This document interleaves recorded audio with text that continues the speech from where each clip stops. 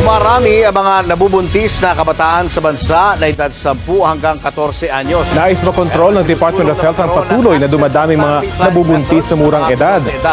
Inidito raw ni Pangulong Bongbong Marcos ang Senate Bill 1979 o Prevention of Adolescent Pregnancy Act of 2023. Tututukan ng Commission on Population and Development o CPD ang pagpapalawak ng access at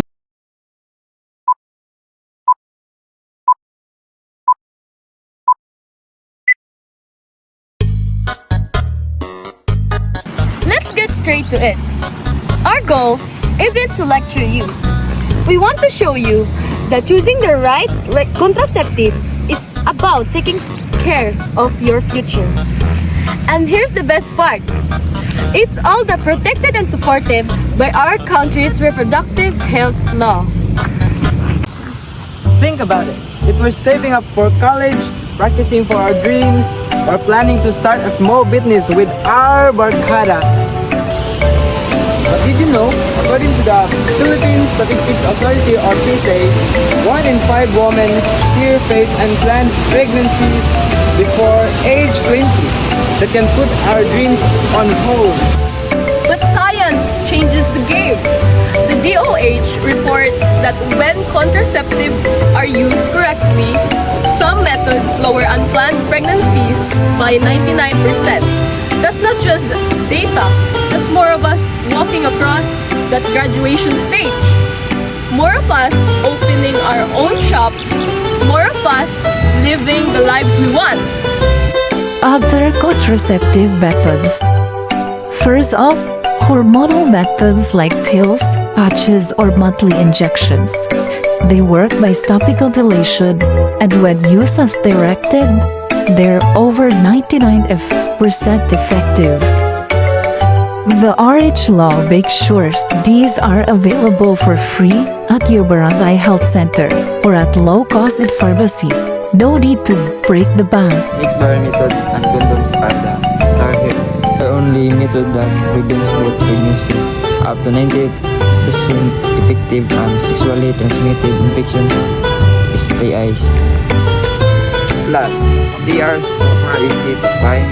You can get them at convenience stores, clinics, even some schools.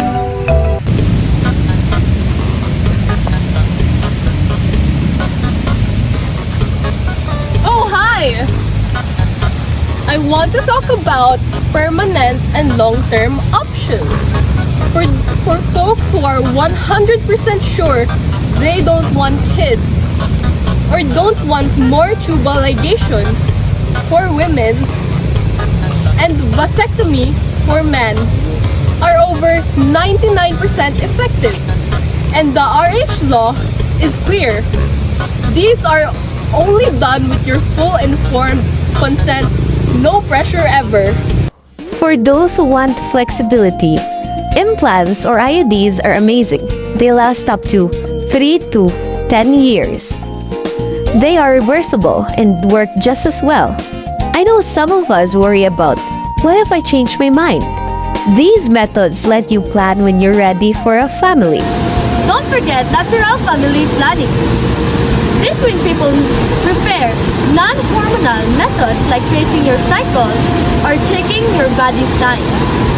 When taught by a trained RH provider, as a law requires, it can be up to 95% effective for those who stick to it mostly. Everybody's different. What works for me might not work for you. That's why talking to a healthcare provider is the key. I know what you're thinking. Are these safe? Will this mess with my body? Let's set the record straight. All contraceptives approved by the DOH and WHO are safe for most people.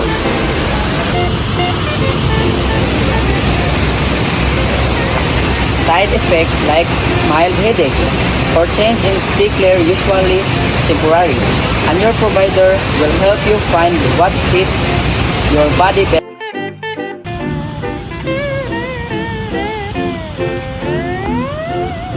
And here's something we need to say loud and clear. The RH law forbids anyone from pressuring you into a method. Your choice is yours, whether you want to use contraceptives now, later, or not at all. What matters is what you have the facts to decide. Plan your days, plan your ways, safe choice lies the way. RH laws got me and you, do what's right for you. Hey, clap your life, clap your choice, clap, clap, raise your voice. RH laws got me and you, do what's right for you. Hey! Family planning isn't about limiting your life. It's about making sure you get to live your life on your terms. Ready to learn more? Visit your local barangay health center. They have free RH counseling and can answer all your questions without judgment.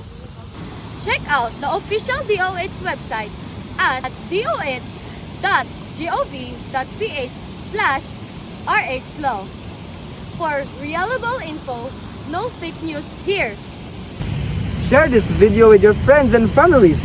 Let's make sure every young person in the Philippines knows their rights and their options. Hashtag plan your future PH. Hashtag youth for RH. Your life, your choice, your right.